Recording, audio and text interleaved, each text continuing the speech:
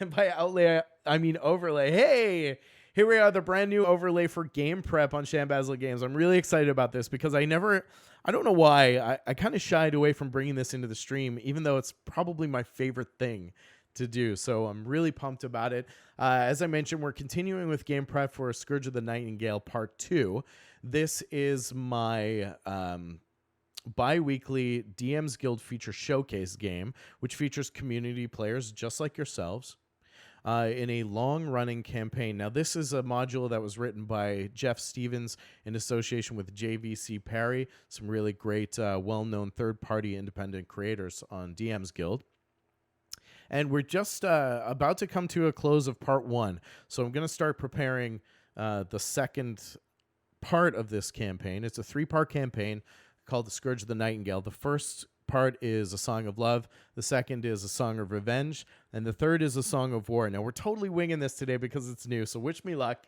Again, don't be shy in chat. This is a really great opportunity for me to draw some inspiration from you folks in chat and for us to collaborate on this. So I really do want this to be a lot of back and forth. Of course, we are working from a written campaign, but as DMs and players, GMs ourselves, we have a lot of influence on what we're doing here. So first of all, I'll show you some of the components that I've added into the overlay. Of course, you'll see my session notes here as we go through. And maybe, I don't know if I need to make these a little bit bigger or not, but let's see. Will this work? I don't know. I don't know if you guys can see that okay. Let me know, because I just have a little monitor, so I don't know if that's watchable or not. But we'll put session notes up here for the campaign as we go through. I'll show you a little bit of my process, and I'd love for you to offer me any kind of ideas, thoughts, or tips that you have on your own process or processes as you're developing this type of game prep for yourself. So we'll have session notes up there on the right section. Alerts, of course, will show up down here in the bottom, so you get your props when you punch that follow button, which I'd love you to do right now if you haven't done so already. Give your boy some love. Thanks for joining us. Otherwise, if you are new, this is new as well. So give me a little bit of forgiveness as we kind of go through it. I do have a section here as well where I can bring up a browser. So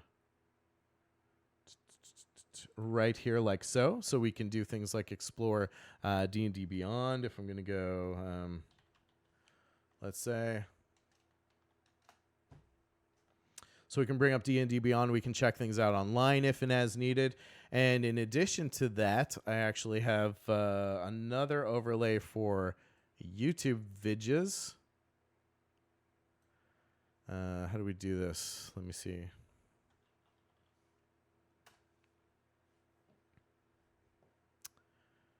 Let me see. Let's do this. I'm not sure how this is going to play out. So we're testing these overlay items. But got a blam! There we go. Just in case you wanted to learn about Black Desert online. Weirdly enough. So, sidebar. Google Ads have been serving me Black Desert shit There's a lot more religiously for like the last, normally, and you had a very I don't know, 7 weeks. So let's do a quick video test. I want to see how this plays out. Make sure it sounds okay, that everyone can see it, that it doesn't get too choppy. Let's check it out.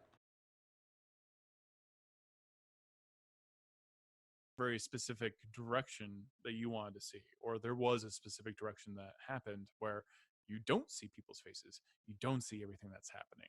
Correct. Yeah, it was Kate, Irwin, and I sort of came up with a list of stuff that every artist sort of had to internalize in order to get them the mood right. Hey, sound good? All right, cool. Is Yay, it nice works. In the cold, when I can everybody toggle needs that to on be and bundled off. up, and when we say bundled up, we mean you. Sweet, I'm really kind of see jazzed that about they're, this. You know what they are. Okay, quiet perks. We got work to do. Get out of her. Nice. Weak or Wild. Hey, seems I joined at the right time. Just picked up the D&D starter box set made last year, and now learning to be a GM and run games for my kids and a couple of their friends. That's amazing news. Welcome to the stream, first of all. Welcome aboard. Glad to have you. Glad you found us. I always love to hear about folks who are bringing their kids into the experience, right?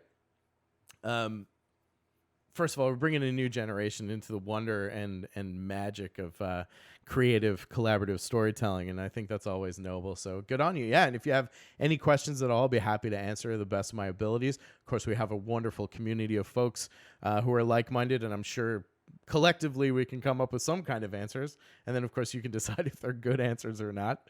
But that's good. The D&D starter box is a great place to start. I'm a huge fan of the Lost Mines of Phandelver campaign. We might do a game prep on that as well, actually, and bring that into Roll20. It's the Lost Mines of Phandelver campaign is actually heralded as one of the best and well-structured campaigns for 5e. So that's really good. Last time you did D&D was back in 2nd edition. Hey, that's where I came from too. I went from 2nd into 5th recently, just 2 years ago, and I fell in love with it. So yeah, mad love. AD&D. Ben Barr's Lift Gates for life, baby. Part of the Thaco crew.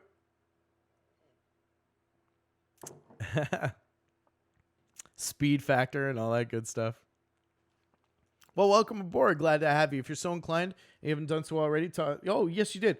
Thank you for the follow as well. Welcome to the Checkmates. You're part of an amazing crew of tabletop role-playing games enthusiasts, gurus, and aficionados. We game, we play music, and we mostly have great conversation around D&D, so don't be a stranger. Yeah, thank you very much. Slick. All right, a great first foray into game prep and design. So let's get started with that. I am going to bring back up my resource document here. Like I said, this is Scourge of the Nightingale Part 2. I'm literally starting from scratch, so you're going to see my process right from the get-go. So as we get through here, the first thing I do... Now, of course, the first thing I do is read through the adventure. That's what you want to do, is at least read through it once. So you can get it. The text is a little bit small. You mean here in the session notes, weaker? I can respect that. How's this? Is that better?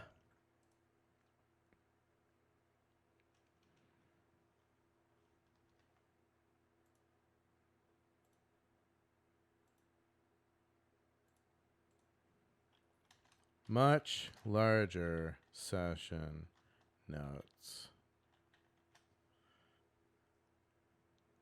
Easy reading now? Awesome. Good. That's what we're talking about. We're live and large. All right, cool. So the first thing I'll do is I'll set this up, and it will be Scourge of the Nightingale. This is part 2. Campaign guide. This is my process. Yours might differ a little bit, or you might pick up some tips here. And by all means, if you have tips, I'm a blank slate too, so I'm always up for that. Let me know if you have anything to add, offer, or anything you'd like to suggest. Very collaborative, of course. My session note is not much larger session notes. So as I was saying, the first thing to do is to read through the entire module, at least as best you can. I know sometimes time might not allow that. If you're looking at a module that's like 300 odd pages or more, you might have to break that down as bite-sized pieces, go through a chapter at a time as you're preparing your session, right? So, but what I'll do is start my session up here. And when I'm templating this, this is how I manage my story experience too. So I always say experience leads my session notes, and then I award two different types of experience: story experience and combat experience. I don't use milestone experience because, frankly, I don't prefer it. I feel like it forces players to wait for baked-in rewards. And what I mean by that is, you go through stuff and you might play 3, 4, 5 sessions because you're waiting for the characters to get to a story point before they earn the rewards for their progress in that story. I don't like that because players might take 5 sessions to get to the milestone point, right? And you can tell me that they're going to go 3, 4, 5 sessions without getting any experience rewards. I feel like that's a little bit defeatist. So my approach is to always do session experience awards, and I give it out based on session. I will tell you that in 2 years of doing this, not a single time has it ever really deviated from milestone awards by more than maybe a couple of hundred experience points. So as I've gone through this, my characters have always wound up at the recommended level that they should have been based on campaign text naturally. So I definitely prefer it. The other benefit it has is it allows your players to enjoy experience rewards after every session. So they're learning what is gaining them experience, and that really helps me manage, what they're getting experience for. So I tend to award story award based on how they're interacting with the story, thinking out of the box. So it gets them out of the habit of hack and slash, let's say. So experience award might be like rescuing the orphans. And I scale this based on their level. So level 1 through 4 story rewards are usually worth about 100 experience. So that would be 100 experience each. So the other thing to note is experience, story experience is individual awards. So everyone gets the full amount for that. Rescuing the orphans. Now, when they were rescuing the orphans, maybe they had to kill 4 goblins. So we'll do goblins times 4. Goblins are 50 experience each, let's say. So that would be 200 experience. Combat experience, however, is divided by the amount of players involved in the combat. So if I had 4 players, then this would actually amount to 25 experience each for that encounter. And then I do total.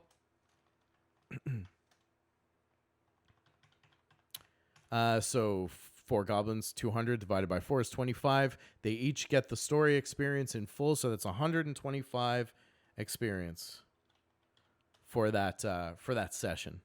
So that's how I break down experience and I reward it every single session. I also title my sessions like TV episodes. So this would be Season 1, Episode 1.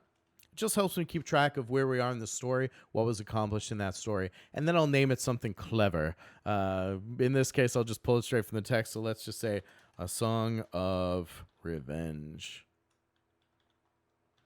That won't be the actual name of this session, but I am playing this with some characters right now, so I don't want to give too much away. But I'll do the session title and the session marker, and that's how basically I set off. Then every session starts with a recap or an entry or an intro. So I'll write that in block text just so I know how to read it, how I know what I'm trying to say. So it will be something like, after a long road, the adventurers arrive at Castlegate. Maybe my creative well runneth dry. Give me an enemy if you're listening in chat. Give me some kind of creature. Their resources thin, and the road growing all too long. They make their way to camp for a moment's rest. After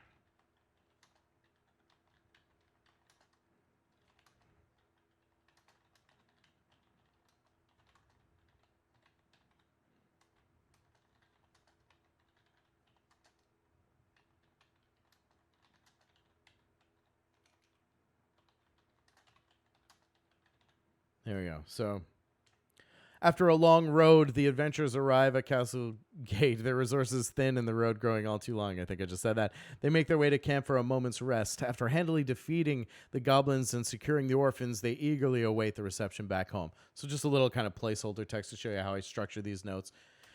So this would be the session recap or intro. And then finally, I add a section that says mandatory cues in this session. And this is just where I write top line notes that I have to remember, little beats that I need to hit. Like, let's say if let's say Tony's exhaustion is getting worse, and Sarah receives a message from, I don't know, Lathander, her goddess, let's say. So this just reminds me of things that I have to make sure I remember to bring into the story at that point, or I need to keep top of mind for an opportunity for those things to come in. So that's where that features. And that's how I build the sessions out that way. So this is just kind of an example of the template that I would use as I build them through. So that in mind, let's get this into some practical application of how I actually use this formula to start to prepare for my campaign. So in this case, it's a continuation of part 1. The characters are going to learn of a particular individual in Hillsfar that they then have to seek out to continue on to the next part of play. This also takes place after about 2 weeks of downtime, which I won't get into today because I really just want to focus on building out the next experience in this game. So first of all, we're at Season 1, Episode 1. It is A Song of Revenge. I'm going to call this something differently because I know what it actually is. We'll call it Who is Hobart? Because I know that that's an individual that the characters are seeking in this area. Story, we don't know what this will be yet, so I'm going to empty that because they haven't quite gotten there yet. And we'll just clean this. I don't really know what the recap's going to be until we get there either, so I will clean this as well. Mandatory cues in this session we won't know either. So now I'm going to a point where I'm actually starting to build out the sections in the campaign. The first thing they have to do is find their way into Hillsfar. So the introduction suggests that once, of course, you grow from... they are coming from part 1, so it offers some opportunities or a way to bring the characters into the story if they haven't played through part 1. In my case, my players have played through part 1. So we're going to... let me bring this over here so I can see it better. So they are going through this, and they're coming from part 1. So I'm going to start with the primer that comes in from... Okay. So let's see. In this... this follows the events of the first part where the characters have staged a daring rescue of one Devon artist. From there, they find correspondence between the villainess and a contact in Hillsfar that leads them to their next lead, which is a tavern owner in Hillsfar. In the time in between, there have been several raids in the outlying area. So actually, I'm going to take this...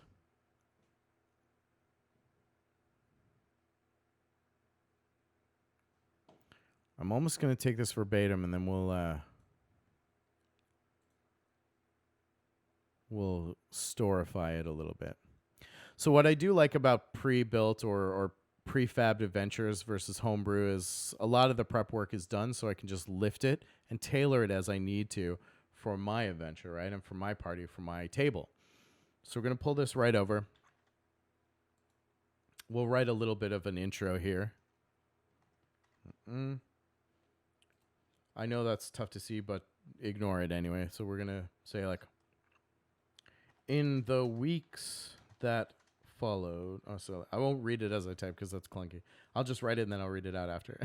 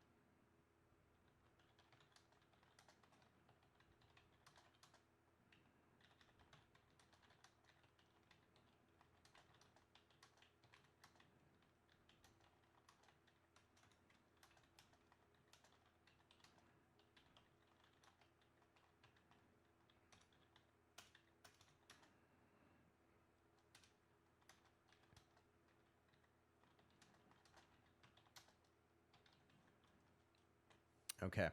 So this is just after that sortie, just after that first part, where they've rescued Devon, and now small conflicts have begun to erupt in the Hillsfar region as the villainess continues to execute her master plan, whatever that entails. But somehow it seems to involve various goblin and hobgoblin attacks on small outlying towns in the Hillsfar region. So the intro for this part of the campaign will read as such. And just to give you some context, there's an NPC named Gildis who was kind of their patron in the beginning, who set them on this quest to secure his groom-to-be in Devon Artis. In the weeks that follow your respite in the arms of Dampshire, which is the town they began in, you've learned to grow in comfort with the home you've made there, if only temporarily, but also whispers that resonate with the movements you've come to expect from the fancy lady and her deep machinations. Reports of several altercations have arrived from a number of outlying towns in the Hillsfar region, and they are all too similar to your experience with Devon's capture to be ignored. In the dying light of this late autumn eve, Gildis has taken an audience with a sortie from Hillsfar to address the situation, and he's asked you as his most trusted advisors to consult on their news. Okay. And now we're actually going to start to build in the notes for this. So this is going to be something that we call news from Hillsfar. What news from Hillsfar? So this is a scene that I'm creating, basically. So, oops, I wrote over this. Let me just fix this up. That don't go there. Here we go. All right. What news from Hillsfar? So now in my session notes, I'm going to keep these light and brief because this is actually going to be the working document that I run the game from. So I want to make sure the session notes are really, really light, really piecemeal. They just cue to me like what I need to know at a glance, because when I'm in the middle of running a game, I'm not going to be able to stop and read a bunch of stuff, figure out where we are, and then deliver to my players, right? I want to keep that nice and fluid and easy. So I'm going to read through the notes in the adventure, and then I'm going to paraphrase them basically in a more usable sense. So Hillsfar is preparing to send red plumes to the outlying villages to offer protection, but they require help retrieving information about a tavern owner implicated in the letter. There's no doubt an investigation by the red plumes would be met with hostility, so the First Lord of Hillsfar has asked factions and other trusted colleagues to task adventurers with the mission. So somebody give me an NPC name if you're out there. Let's build an NPC around this as this let's say this emissary from the town of Hillsfar, representing the First Lord of Hillsfar. So give me an NPC. Give me a name, a race, and we'll call him a guard. Volgorn, nice. So this will be Volgorn. And is Volgorn... What race is Volgorn? I'll say human as a placeholder. Human male. Let me know if you want something otherwise. This will be guard. Okay. And then I actually do voicing notes because I like to voice my NPCs. I lean into voice heavily. I lean into really high descriptive language to kind of build scenes and immersion for my players. So let's think about a voice for Volgorn. I think Volgorn would be... I'm thinking like a bit of a Jason Statham kind of thing going on. So a little low, raspy Jason Statham. I'm an emissary from Hillsfar. I bring dire news from the Lord, seeking the assistance of all the outlying regions and bolstering our defenses against this new pending threat. What news have you heard? Something like that. So I'm going to call this like a low, gravelly, and I'm going to say Jason Statham. So this means when I look at this, I'm going to be able to recall that voice so I don't have to fumble around. I can create some consistency for my players. I'm going to bold that so it jumps out. Sent as emissary from Hillsfar. Seeking...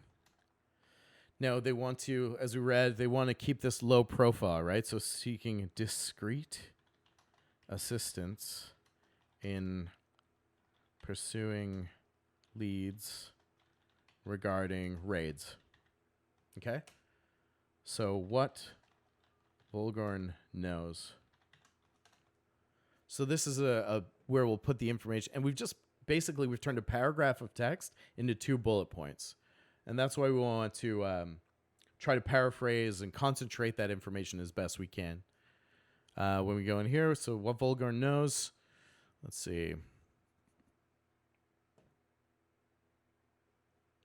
First of all, let's see if it gives us that information.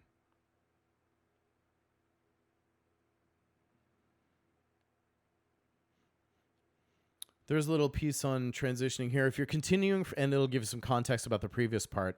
If you're continuing from a song of love, it's possible the adventurers come across Gildas and Devon, which they have, who married quickly after Devon was rescued. They're preparing to make their way to Waterdeep for a long honeymoon in the City of Splendors. Waterdeep. Which they said. Okay. And then it's broken down into parts. First small challenge is entering the city, the main gate of Hillsfar, against city guards who don't want to allow them. Hillsfar has something that's been instituted for a while called the Great Rule of Humanity, the first Great Rule of Humanity, where it's human only. But this new ruler has relaxed that a little bit. But there's still a lot of prejudice that happens towards non-humans. As a point of reference, I've already covered this with my table players to make sure that they're comfortable with that subject matter. I recommend you do the same. These are the types of things that you want to clear at the table for play to make sure that everybody's comfortable with where the story's going. And then it goes into different parts through the story. I won't go into too much detail about those because we'll get into them as we go through the preparation.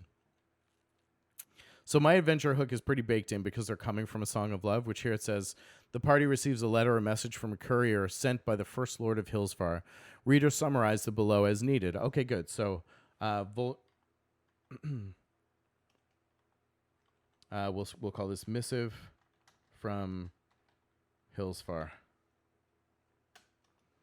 And we'll just rip this right out of here.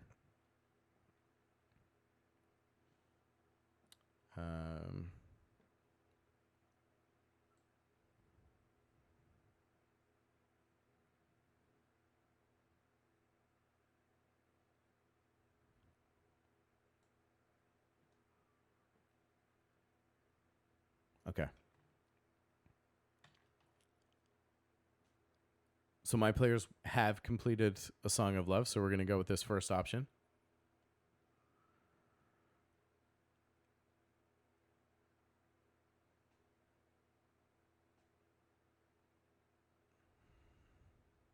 Just double check I've got that right here. Weaker Wild, as much as this is helping me learn, I got to go join the real world. Have a good stream and catch up with you soon. Absolutely, Weaker Wild. Thanks for joining us. Thanks for hanging out today. The VOD will always be available to you. I don't like hide those behind subscriptions or anything. So come back, check out the VOD, whatever you like. And yeah, we hope to see you soon. Don't be a stranger. Tay Summerford, 1992. Hi, it's Tay. Welcome, Tay. I gave you an offline shout out. I greatly recognize and thank you for your support and throwing me that follow. So I always shout out my offline follows at the beginning of the show, and I know that we got one from you. So welcome and thank you officially in person for your follow, for joining and supporting the stream. I love to have you join us. And if you haven't done so and you're lurking in chat, please do throw me a follow. Punch that purple button for me. Show me that you're listening and what we do matters. That's all I ask. That's all I want out of this, is just for people to show up and participate. That's the payment for me. So welcome, Tay. Glad to see you. How's your weekend going so far? We are just kicking off some game prep for part 2 of Scourge of the Nightingale. And you are now part of the Checkmates, a wonderful group of TTRPG enthusiasts, aficionados, and gurus, video gamers, music lovers, and all things in between. So if you have anything to add or questions, by all means, don't be shy.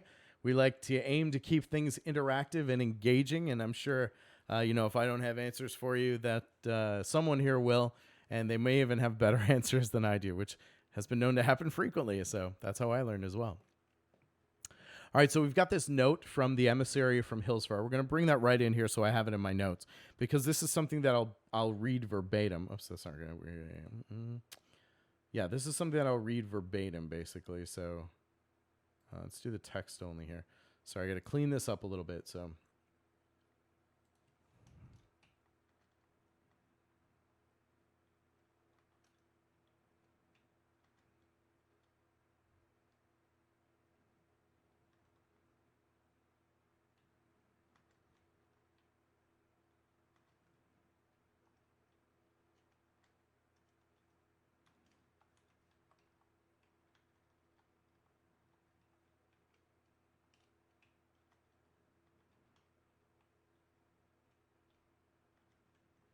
So just going to clean this up.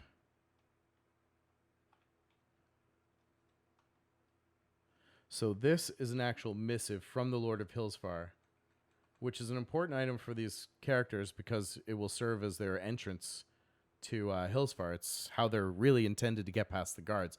And if they skip this or they don't procure this letter, then they will have to get a little bit more creative of how they're going to get into Hillsfar to continue this adventure. So there is a missive that they can acquire from Volgorn when he shows up to give them the news and enlist their assistance from Hillsfar. And then, of course, I'll create a handout for this in Roll20.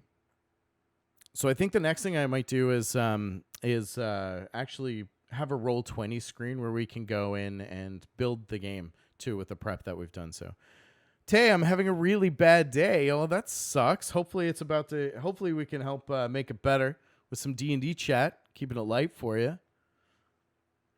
What's good? Woo! I didn't jump. You jumped.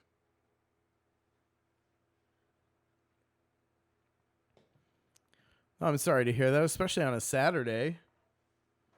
Saturdays are meant for fun and relaxation. All right, so we're getting to part 1, the Diamond in the Dung. So the first thing that the characters are going to have to do is gain entry into Hillsfar.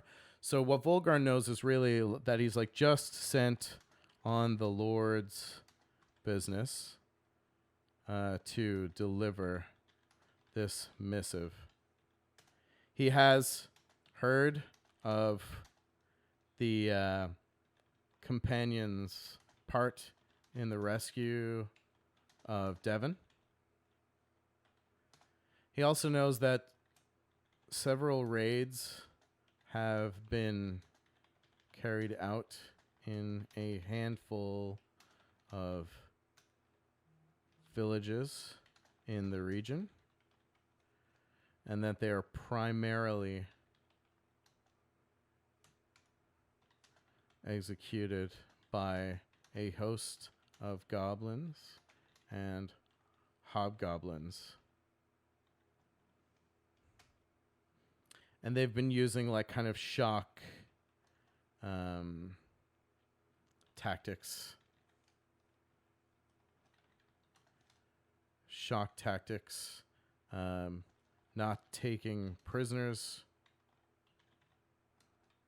Seem to be more interested in looting and pillaging in the area. So this is what Volgar knows and can share if questioned by the players. So from here, the players are going to have to try to seek entry into Hillsfar. So then the next scene that we're going to prepare is, let's just find a way.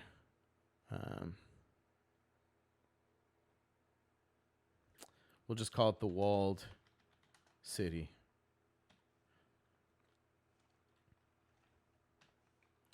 So when they arrive, I always like to write a description. So I'll have something like some narrative created just to kind of build out the experience that they're encountering. So you do make me smile. Oh, I do make you smile, Tay.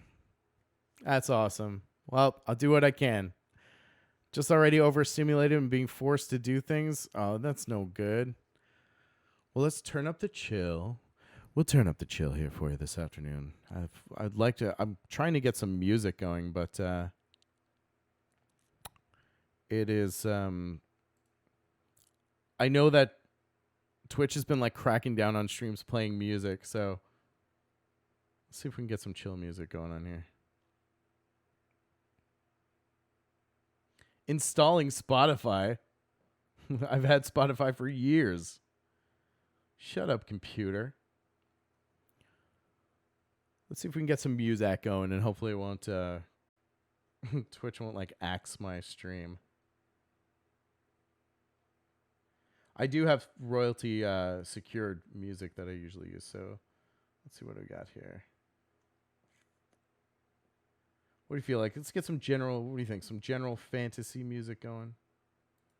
Here we go. Some motivational game prep music. Let's do it that way. What do you think?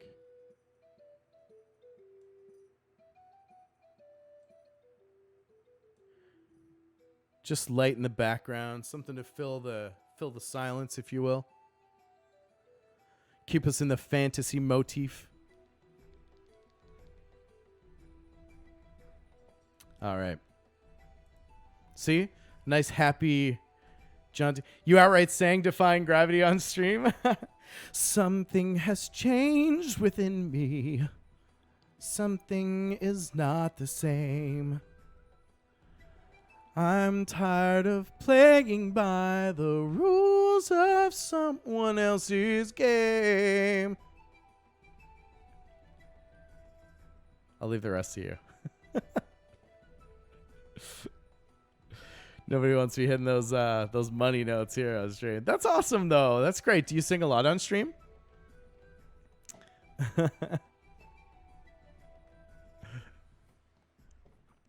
Hey, nice. Always fun. My voice is leaving me now. Always in the second half of stream, my voice starts to crap out. On that note, though, Steph and I will be doing a live music stream on Monday, so I'm excited for that. Let's give. Yeah, let's take a quick look here. Yeah, so we're switching up. The first Monday of every month is going to be a live music stream on 2Play. So it's fun. It's fun to do. I have no idea how it's going to work. We've never done anything like that, so hopefully not too many technical issues. Sang a few songs that night. Might be doing it more often. Good. Did you enjoy it? Did you have fun doing it? If so, do more of that thing. Power to you. You go get it.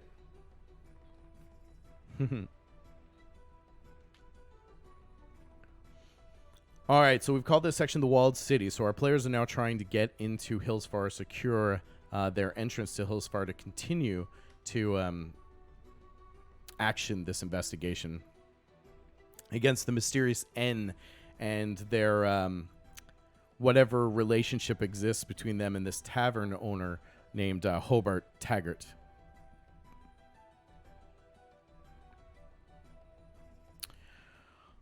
All right, as you make your way. Okay, good. There's a description here, so I'm going to steal this because that's part of the benefit of using a written adventure is that it takes some of the heavy lifting out of this.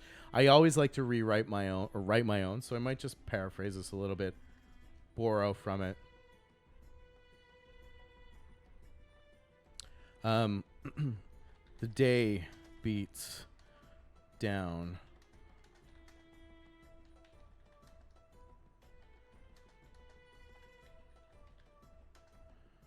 None.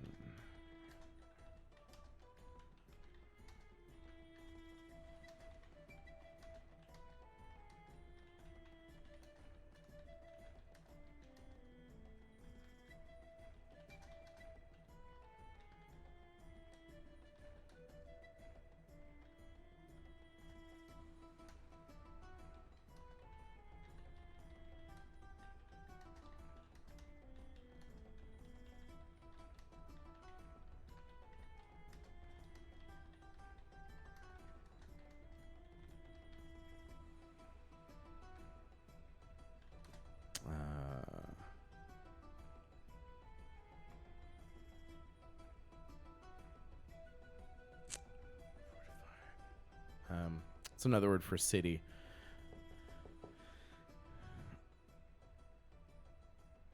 In the fortified, I'm going to say hamlet, has relaxed the notorious first.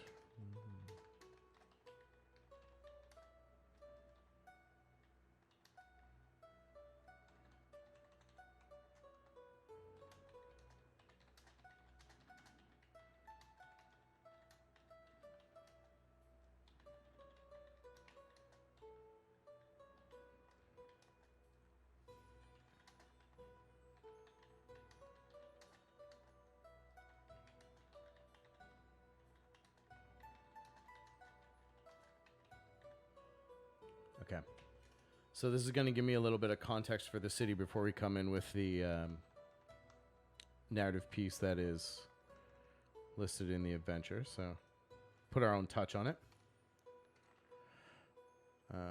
Oops.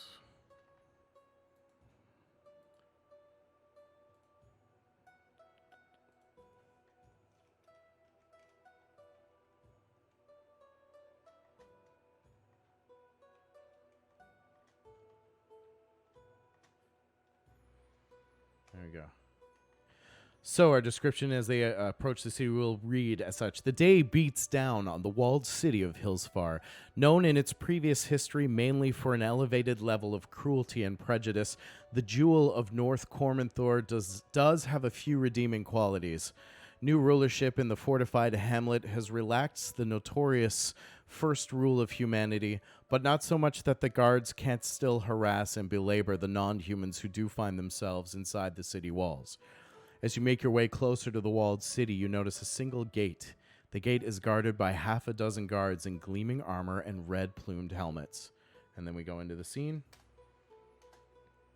So let's see what we got here. The city of Hillsfar was until recently a xenophobic fortress, well-equipped to deal with any non-humans trying to access the city, although the great law of humanity has been suspended by the new First Lord, Vum Vestral.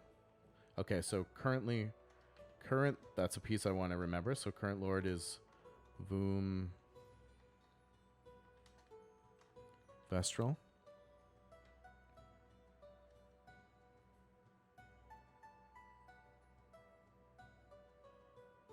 All right. I won't need like voicing notes or a narrative voice for him just yet because I don't think they're going to encounter the First Lord of Hillsfar right now.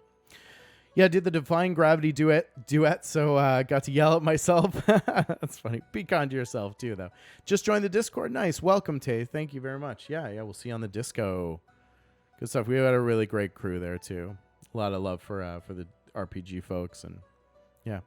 So be kind, and you will find kindness in return, but I have no doubt. Awesome. Good to see you. We'll see you on the disco. We'll see you at the disco.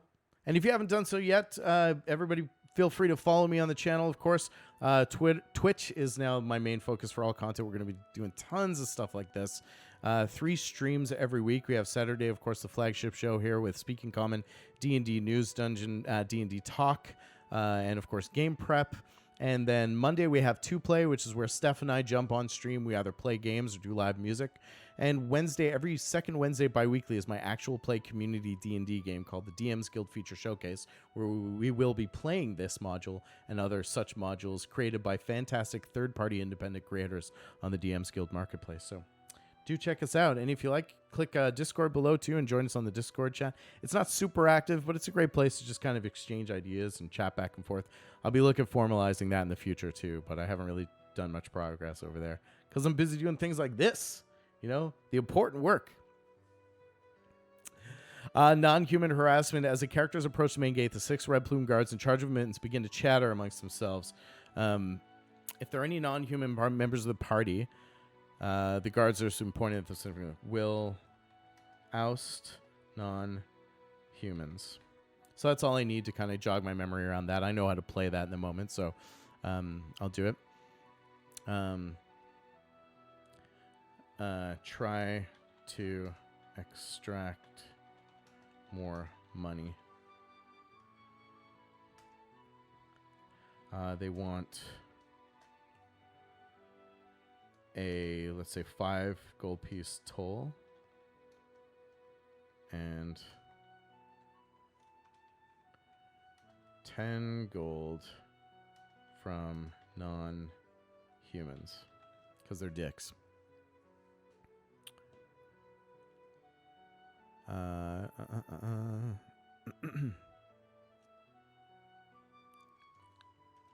So we need a wisdom. This is how I write for skill checks and such like that. I do whiz, and then I do the first 4 letters of the type of check. In this case, it's insight. So it'll be insight. And then I do the DC to tell me what the DC is. What are the cards? Blah, blah, blah, blah. They don't really give a DC for this, so we'll make it easy. We'll say 10 because they'll know the situation. Then I bold that. And then I say what the effect of a pass is to determine that the toll is illegal and false.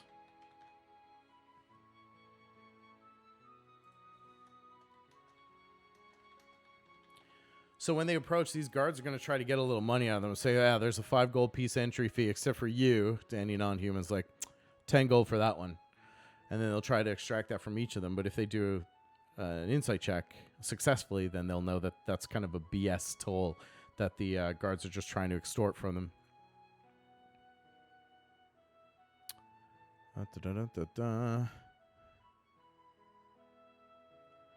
And then I'll say, any from Hillsfar have advantage. So in a quick glance, that'll tell me what I need to know there in that interaction. And then once inside, they can find the diamond in the dung, which is where they need to head to, right? So on the note that they're going to, or should receive,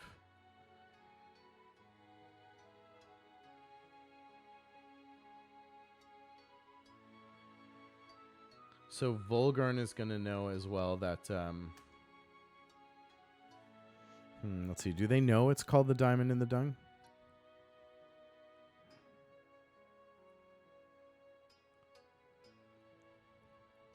They can ask around, like anyone. Yeah, anyone in Hillsfar will know. Anyone in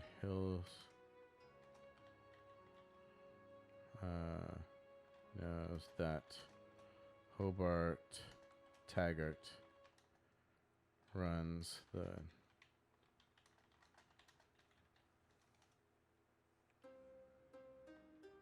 just gonna bold the name so it stands out to me at a glance. So this is how they can find where they're going, because I don't think they know at this point that the tavern is the diamond in the dung, unless they've secured a note from part 1, which my party has. So they might not remember that, though. It's going to be up to them to basically keep track of the clues that they have secured. I'm not going to...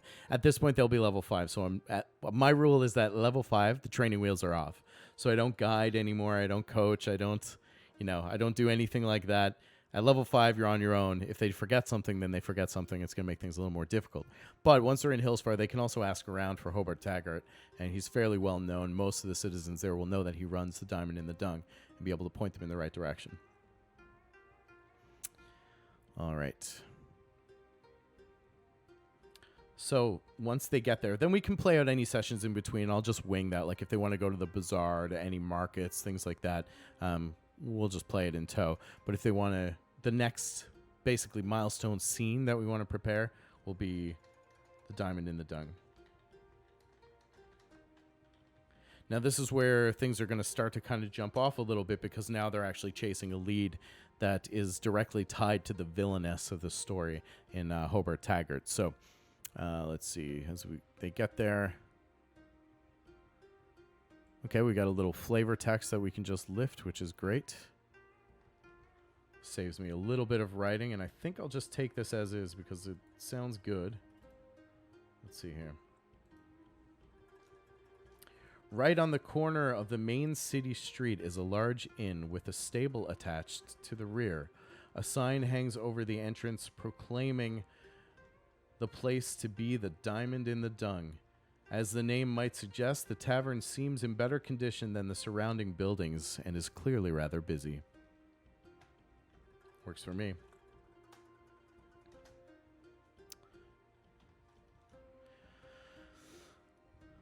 All right. Let's take a look at the description here. The tavern's nicer than the other buildings in this area of Hillsfar, well maintained with obvious upgrades. The building's 45 feet deep, 35 feet wide, 30 feet tall. A set of stairs located on the rear exterior wall allow access to the roof. The main tavern's 30 feet deep and 30 feet wide. We just covered that. The tavern has a grand interior with a finely crafted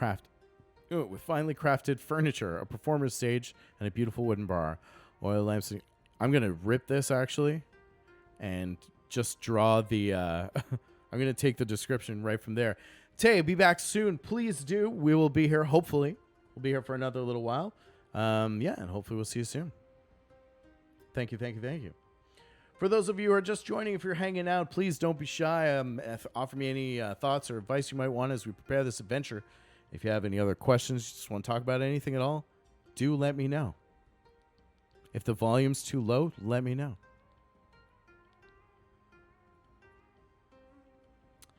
All right. And if you haven't done so, a follow would be the best way to support me in the channel. Just let me know you're listening, show up, and have a good time with us. Those are my only requirements. And I love you. Is that creepy? Okay. Maybe it's the voice. It's all about the delivery.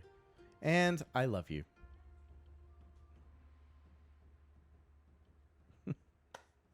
Okay.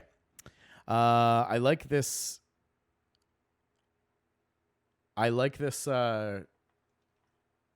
Yeah. So when they go in, we're actually just going to create another little descriptor here. And I'm literally going to rip this because I think this is perfect.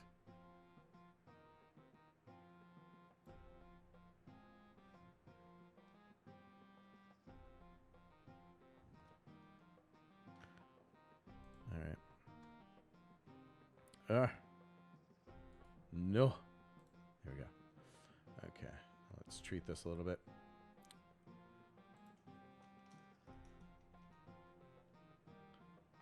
The main tavern is 30 feet deep and 35 feet wide, with a wooden bar along the back wall. There are 2 doors at the back of the bar. A door on the left leads to a restroom, and on the right, which is unmarked, but seems in good repair. We'll say in better. Well, we'll just say it's unmarked. It leads to Hobart Taggart's private quarters, but we're not going to say that in the description because they wouldn't know that. The tavern has a grand interior with finely crafted furniture, a performer's stage, and a beautiful wooden bar.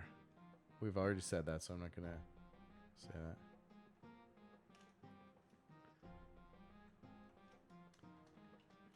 And a performer's stage.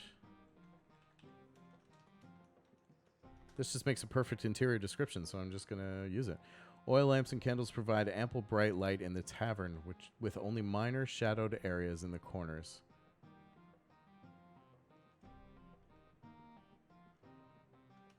The sounds of laughter and lute music are prevalent here. The smell of mead and freshly baked bread also permeates the tavern.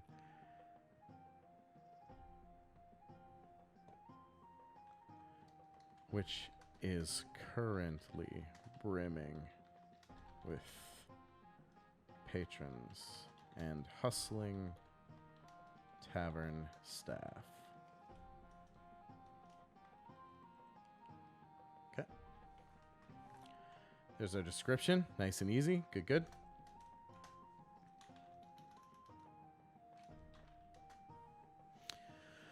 All right, so once in here, asking for Hobart. If they ask for Hobart Taggart, the waitstaff state he's in a meeting and can't be disturbed right now. So, Hobart is in a meeting and not to be disturbed. So I can narrate that however I like. That just tells me what I need to keep in mind when they invariably ask for Hobart, right? Because that's what they're there to do. Okay.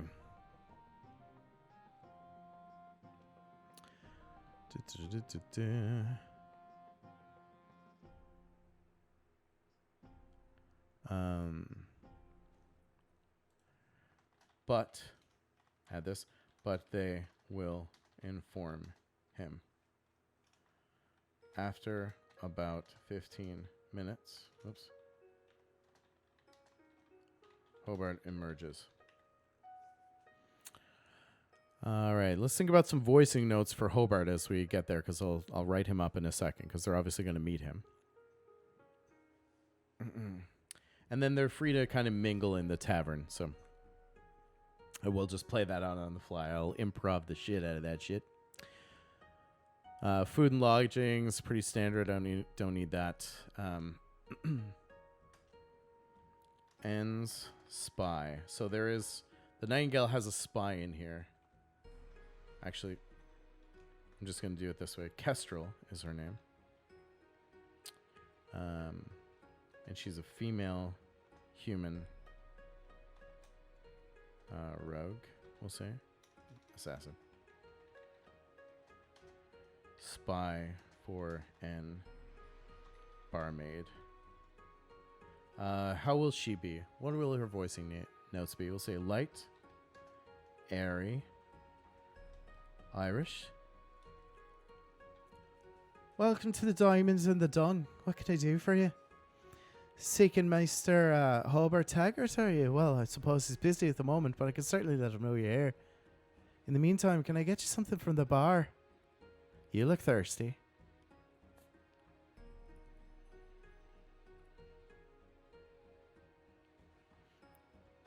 And we'll say that's a fake accent that she's using. Sure, why not?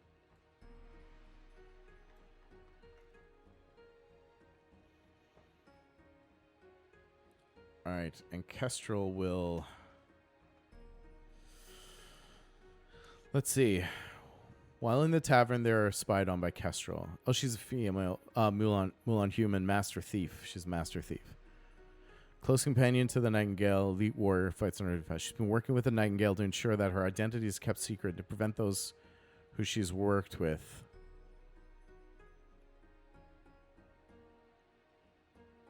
So, you know what? She's not going to give them her real name, really. Do they have her real name there? Do they have a fake name? Named Janine. She did, really.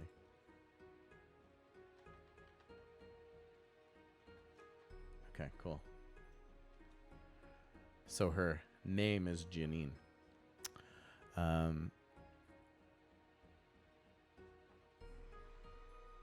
Hover and seek to spy at any opportunity. She'll say like, welcome to the Diamond in the Dung. So things like Diamond in the Dung has been ranked number 1 tavern by locals in the Dung Sweepers Guild. Okay. 5 years running. Cool. Just little notes that kind of cue me on quips that she might share. And like questions that she's asked him, like just light prying questions.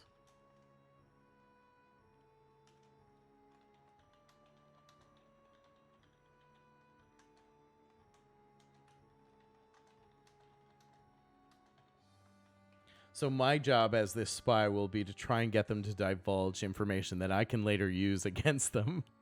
This is where I really love the DM role. So I can try and ply them for information that I can use to their detriment later. Yeah, okay. So she's going to start to continue to kind of pry information out of them as best she can. And she's going to just play her position here. Throughout the conversation, she attempts to learn the party's motives. If they mention the kidnapping, letter, Goblin Fort, Devon artist, or anything about the masked woman seen in the Song of Love, which is the previous part, she takes note but doesn't let on. Fair enough. I think that's fair. Spymond in the Spymond in the Dung, indeed. Godless lawyer, welcome. Good to see you. Spymond in the Dung. You said it. Meta. Yes, how are you today? How are things going? Welcome. If you have any thoughts on the prep that we're doing, by all means, do let me know. If you're new to this stream, forgive me if you're not. I feel like I would remember a godless lawyer in our midst, though. do feel like throwing me a follow if you haven't done so already. Welcome to the stream. Highly interactive, so if anything comes up or you have any thoughts, just go ahead and throw them out there. We'll see if we can bring some things into it. We can collaborate on this lovely little old thing here. And that goes for anybody else. If you're just joining us, if you're new to the stream, this is Speaking Common, my favorite. This is one of my favorite streams, my flagship stream. Every Saturday morning, we start at 11 a.m. We go into game prep, D&D news, all kinds of great segments talking about the rules of D&D, officially sourced materials, and everything we can think of. So highly engaging back and forth. Don't be shy. Talk to your boy. Yeah, and if you haven't done so already, throw me a follow. If you're just listening, lurking in chat, I would greatly appreciate your support. Let me know you're listening. That is the currency in which I deal. So there. Don't that just beetle. Don't that just beetle. Am I reading that wrong? I probably just butchered that. Welcome to the Diamond in the Dung. Grab a stool. Oh, nice. I like that. I like that. Stealing it. Copy. Paste. Nice one, lawyer. What kind of lawyer are you? Are you a lawyer of rules? Are you a rules lawyer? What kind of lawyer would you be? So she's going to try and obviously not let on to the motives if anything's divulged by the party. I'm just going to store that in my little pocket. I'm going to use it to break their hearts later at a time of my earliest convenience. Shortly after Kestrel leaves the table, another way person greets the party and asks some similar questions. Is an actual employee. Okay, so shortly after a real wait person will approach and ask the same questions. Could cue the ruse. So when I paraphrase these things, I just bring them into light bullets that I can then look over in the middle of a session, just be like, oh yeah, I remember what that's like. I remember that's right. So I'm not writing down what I'm going to say. I'm just writing down cues that kind of bring me into and like, let me know, okay, this is what I got to do. This is how I have to play. This is information that I have to make sure is available to my players so that we can continue with the wicked awesome adventure we're planning. Municipal land use planning. Speaking of planning. Oh, nice. So you're an actual real lawyer, not just in handle alone. Respect. You don't just play one on TV. All right. She has several contacts with the Clan of Broken Bones. Kestrel. This is the flavor text for Kestrel right here. At your discretion, Kestrel can ambush the characters at dramatic moments throughout the adventure, but should be given ample opportunity to escape if the tide of battle turns against her. So from here, Kestrel can harass players. Thank you, game. Sweet. Will do. Can do. All right, the tavern's owned by Hobart Taggart. Okay, so then we've got, at that point, Hobart will come out or become available. Oops.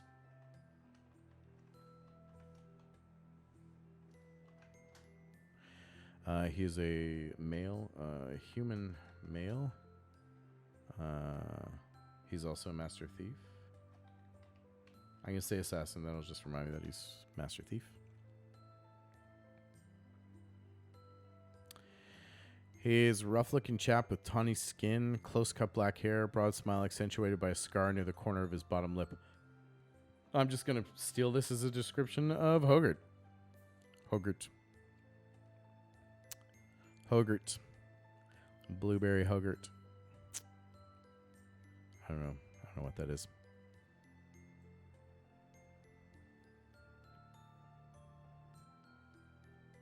Okay, cool.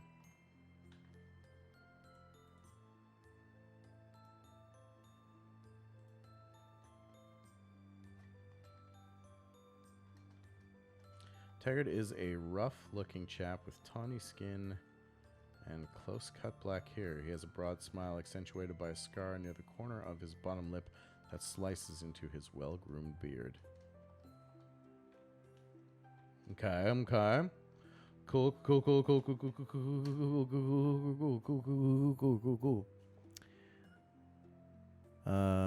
Found behind the bar during the day, arrives to meet anyone looking for him during the night. Hobart's a predominant member of the Rogues Guild of Hillsfar, though he doesn't often seen active service. His tavern acts as a safe house for his fellow scoundrels. So we're gonna add this like prominent member of Rogues Guild of Hillsfar, serves as a safe house for associates. Often uses the profits from the tavern to pay off the red plumes, enabling him to fence stolen goods and launder money through the establishment. Pays guards to fence and launder. I gotta do my laundry. Okay. Couple of good easy notes about Hobart. Moving right along here. So we've done like a few pages of notes. Of course, my font is really huge for stream, and we've gotten through 9 pages of this adventure. So that's how we kind of make it nice, piecemeal, and usable, easy to navigate, and easy for us to recall in the moment. Because as you know, when you're running a game, you have like 1,000 things going on, right? So this is a good, easy way to just make sure that it's readily available for us when and as we need it.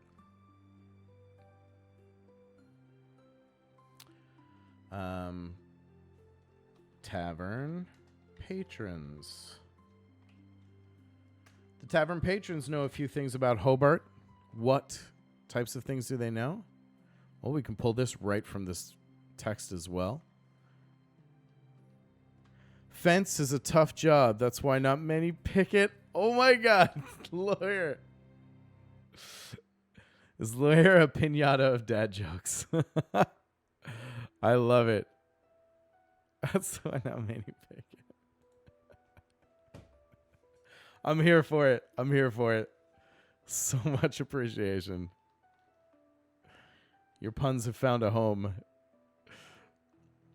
That's hilarious, man. All right, let's get these little tidbits from the patrons.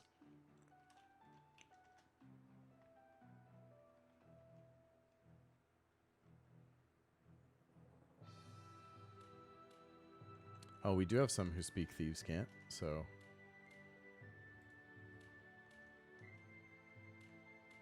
we'll just paraphrase these quotes, and then I'm going to do this, actually.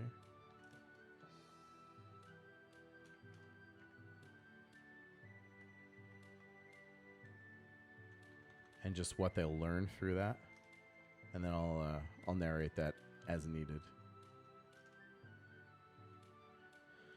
Some conversations in town about a kidnapping the village of Dampshire nearby, but nothing major. Goblin attacks are relatively common, because that relates to exactly their actions in Dampshire.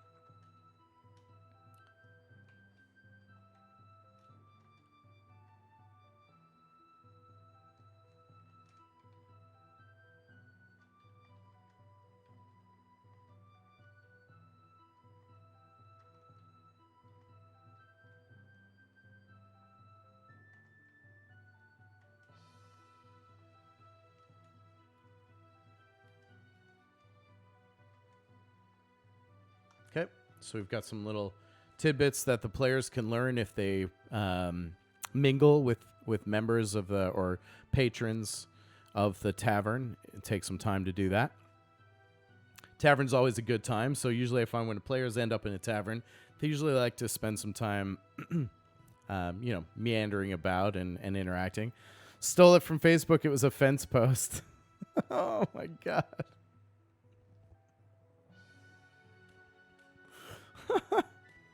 Splendid. Okay. Once the characters find Hobart, they may not wish to immediately reveal the information they have about him. Instead, they may question him in a subtle manner. That's cool. So I'm going to say what, we'll just call this down here, what Taggart knows.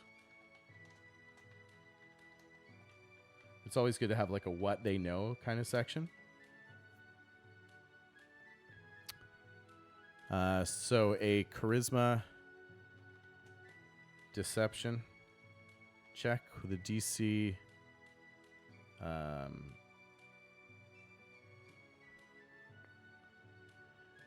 It's going to be, we'll make it deception or performance.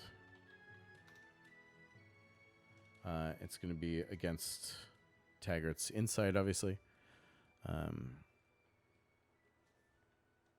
To question. Fail. Hobart, rather.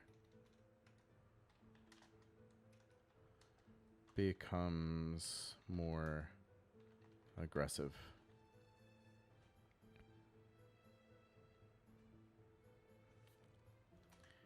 Intimidation equals threat of violence. Hobart doesn't mess around.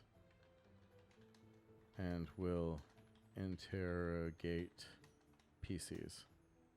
So if they screw that up, he's going to turn a little sour and make it a little bit more difficult for them to garner any information easily from Hobart.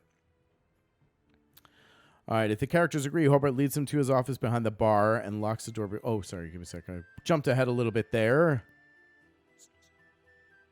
He's not concerned with dead bodies. I'm going to make a cue here for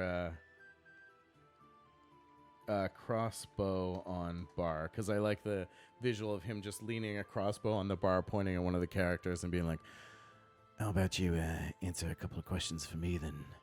Actually, I don't like that voice for Hobart. That's right. We need to voice Hobart. What kind of voice is Hobart Taggart? I think like kind of a Matthew McConaughey type of thing. Yeah. Maybe it's time you answer some questions for me then, friend. I'm kind of tired of answering questions for you. Why don't you answer some of mine? I kind of like that. Okay, we'll call it like Silky Southern.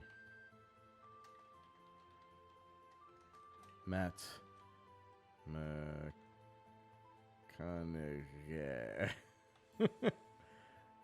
I'm sure I did not spell that right, but I'll know what I meant when I get there. We'll fix it in post, as they say. Hobart reveals he's a member. Okay, so meeting with Hobart Taggart. Then if the characters show him the note.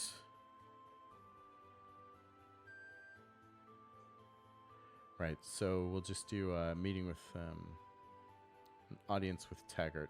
This will be a new scene. An audience with Taggart.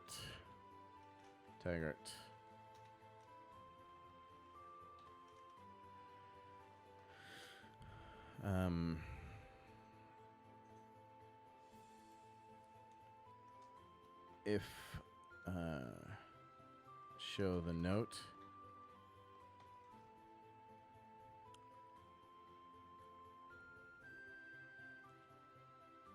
Hobart will trade info and receive them in his quarters. I will receive you in my private quarters. Yes, the Hobart will see you now. All right.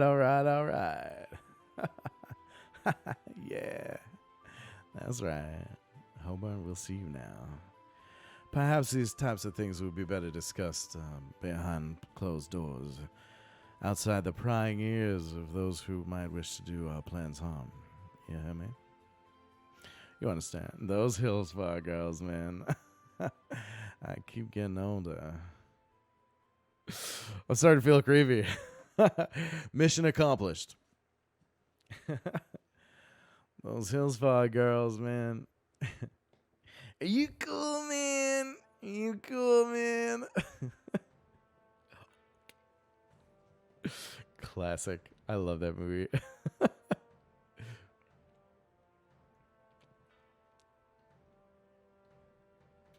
I totally forgot where I was now. I'm in a film nostalgia vortex. All right.